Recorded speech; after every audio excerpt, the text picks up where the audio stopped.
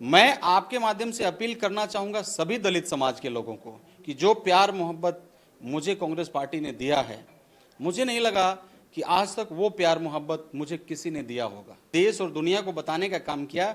ये election commission के द्वारा दिया गया प्रूफ था, वोटर लिस्ट था, उसमें से निकाल करके हमने इलेक्शन कमीशन को बताने का काम किया कि आपने कहां कहां क्या क्या गलती किया है। हमारा सवाल इन लोगों से नहीं है, हमारा सवाल इलेक्शन कमीशन से है। लेकिन वकालत ये लोग कर रहे हैं। सबको मालूम है कि ये लोग वकालत इसलिए कर रहे हैं कि सब मिले हुए हैं, सब चोर हैं। आप महाराष्ट्र में एक उदाहरण है कि 35,000 वोटर इन लोगों ने नया बनाया और 35 का 35,000 वोटर नया सबका सब चला गया बीजेपी में।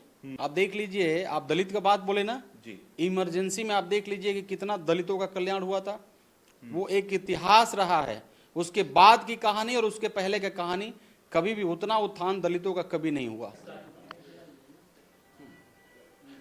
बिहार चुनाव में अभी से केवल 1.5 महीना बाकी है और बहुत सारी चीजें अब खुलती जा रही हैं। कहीं एसआईआर का मुद्दा है, कहीं पर वोटर रिप्रेजेंटेशन का मुद्दा है। हमारे साथ इन्हीं विषयों पर खास बातचीत करने के लिए सासाराम के सांसद मनोज कुमार जी मौजूद हैं। बहुत बहुत स्वागत है सर, बोलता हिंदुस्तान पे आपका।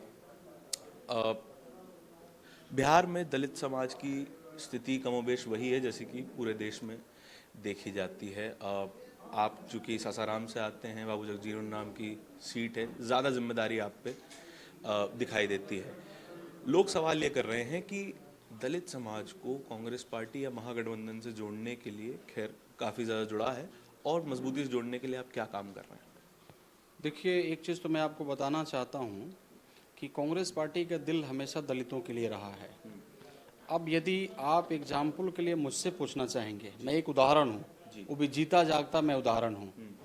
कांग्रेस पार्टी ने, आदरणीय हमारे मल्लिकार्जुन खड़गे जी ने और आदरणीय हमारे न्याय योद्धा, हम सबों के जननायक आदरणीय राहुल गांधी जी ने हमारे जैसे, मैं एक मजदूर का बेटा हूँ, मेरे पिताजी 3 साल की उम्र में अनाथ हो गए थे। मतलब नमक पानी खा करके, भीख मांग करके मुझे पढ़ाने का काम किया। मेरा कोई बैकग्राउंड पॉलिटिकल नहीं था, मैं जमीन से उठ के आया।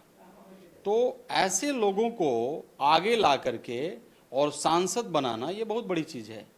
तो मैं आपके चैनल के माध्यम से, जो आपका सवाल है उसके ऊपर में मैं कहना चाहूँगा कि ये कांग्रेस पार्टी ही कर सकती है, बाकी और किसी में कोई पार्टी ऐसा नहीं कर सकता है कि एक मजदूर के बेटा को यहाँ ला करके चुनाव लड़ाना, चुनाव जिताना और संसद, जो प्रथम सदन है भारत देश का, उसमें पहुँचाना, ये हमारे लिए बहुत बड़ी सौभाग्य है। और ये केवल कांग्रेस पार्टी ही कर सकता है। और ये केवल आदरणीय हमारे राहुल गांधी जी के पास दिल है, दलितों के लिए, अति पिछड़ा के लिए, बैकवर्ड के लिए, अल्पसंख्यक के लिए, जो गरीब हैं, चाहे वो किसी भी समुदाय के लोग हों, तो उनके लिए उनके पास में एक बड़ा दिल है। अगर आप और इससे थोड़ा सा और ऊपर बढ़ना चाहें तो आप हमारे आदरणीय नेता राहुल गांधी जी को देखे होंगे। अभी कुछ दिन पहले वो बिहार में आए थे और बिहार में आकर के उन्होंने मत अधिकार यात्रा किया, गांव गांव, घर घर चले। आपने देखा सभी जाति, सभी धर्म और सभी संप्रदाय के लोगों को किस प्रकार से जन समर्थन मिला।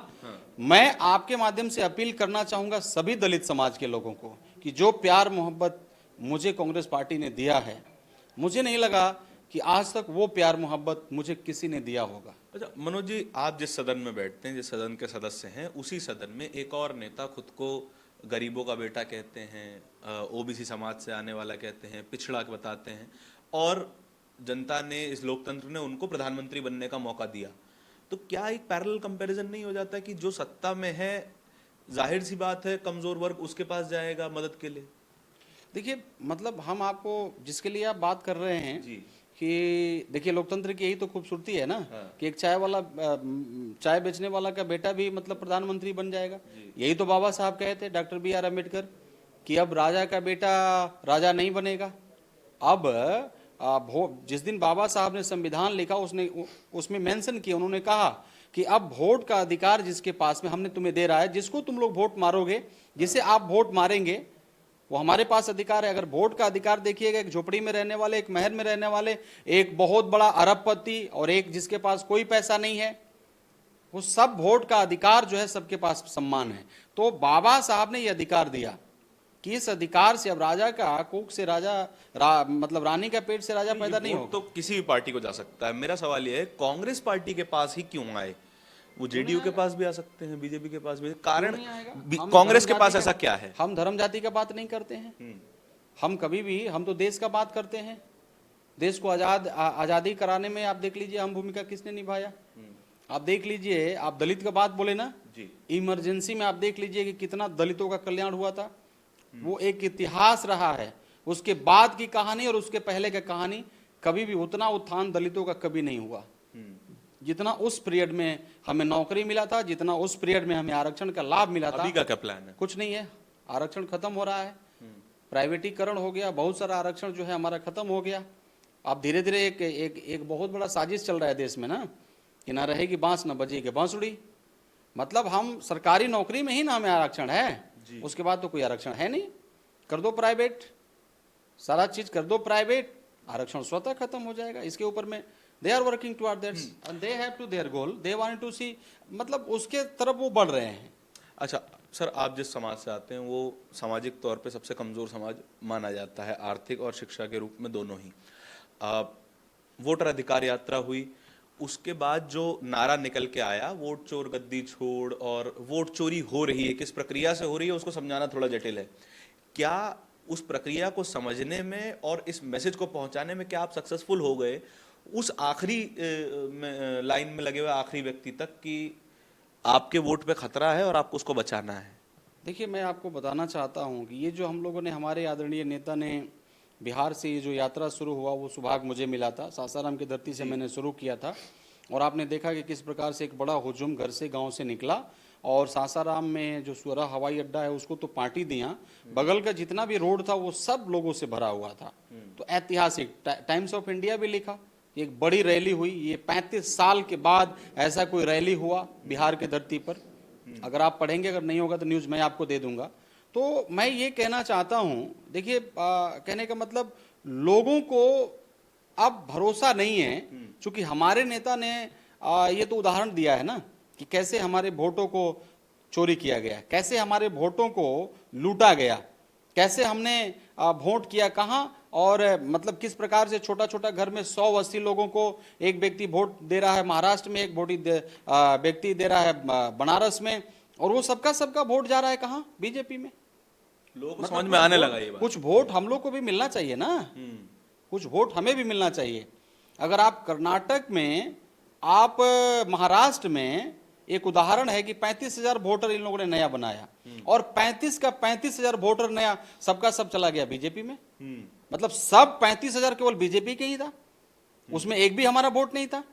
तो ये सब जो सवाल है ना, कंफ्यूजन है। और हमारा सवाल तो मतलब इलेक्शन कमीशन से है ना, हमारा सवाल, पत्रकारों को मेरा तो सुन समझ में लीजिए, आया। हमारा सवाल जो है ना इलेक्शन कमीशन से है, हमारा सवाल बीजेपी से नहीं है जी। हमारा सवाल इन लोगों से नहीं है, हमारा सवाल इलेक्शन कमीशन से है। लेकिन वकालत ये लोग कर रहे हैं, सबको मालूम है कि ये लोग वकालत इसलिए कर रहे हैं कि सब मिले हुए हैं, सब चोर हैं। और आपके माध्यम से मैं कहना चाहता हूं, एक ना एक दिन सबको हम लोग पकड़ लेंगे। लिख लीजिए, एक ना एक दिन हम लोग सबको पकड़ेंगे। अच्छा, नेता पत्रकारों को तो समझ में आया कि क्या क्या बात हो रही है, सामान्य जनता को समझ में आया? क्या आप अपने इलाके में भी गए होंगे, क्या लोगों ने खुद रिस्पॉन्स करके बताया कि नहीं, वोट चोरी के बारे में हम सोच रहे हैं? हमारे नेता ने जो प्रमाण देकर के कहानी बताई है, जो प्रमाण देकर के उन्होंने बात को बताया है, ये इलेक्शन, लोगों का छोड़ दीजिए, इलेक्शन कमीशन का डाटा को लेकर के बताया है।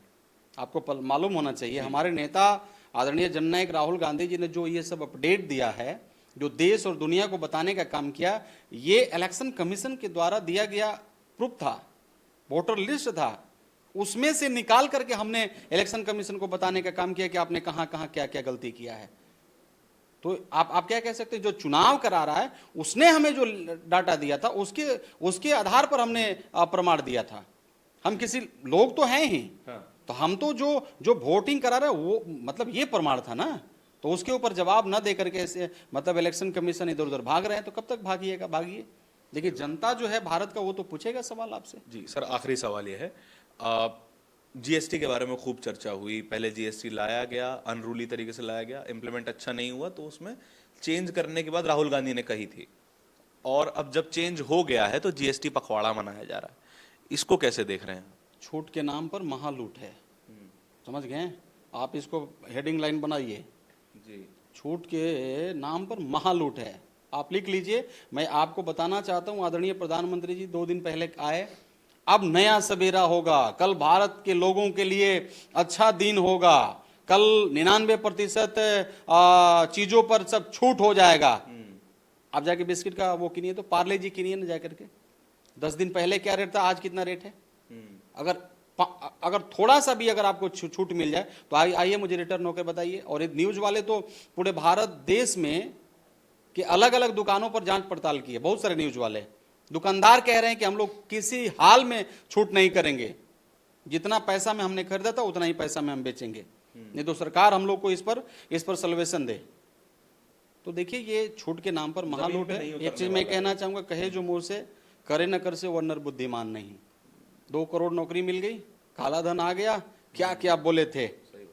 चीनी यहाँ बिहार में भी बोले थे कि चीनी मिल जो बंद पड़ा है खोलेंगे, चीनी बनेगा और उसी से बना हुआ चीनी से चाय पियेंगे, खुल गई। मेरा सवाल ये है आपके माध्यम से, जरूर दिखाइएगा। बहुत सारा चीज तो आप लोग काट कूट देते हैं, मुझे मालूम है। नहीं, मैं आपको आश्वासन देता हूं, अपने निजी स्तर पे एक शब्द नहीं काटा जाएगा। नहीं आप काटिए, छोटा करके दिखाइएगा तो बहुत सारे लोग देखेंगे, लेकिन जो ओरिजिनल चीज है उसको दिखाइए। बहुत अवश्य, बहुत शुक्रिया। कैमरे के पीछे मेरे साथी तौहीद के साथ मैं धारण, बहुत बहुत शुक्रिया।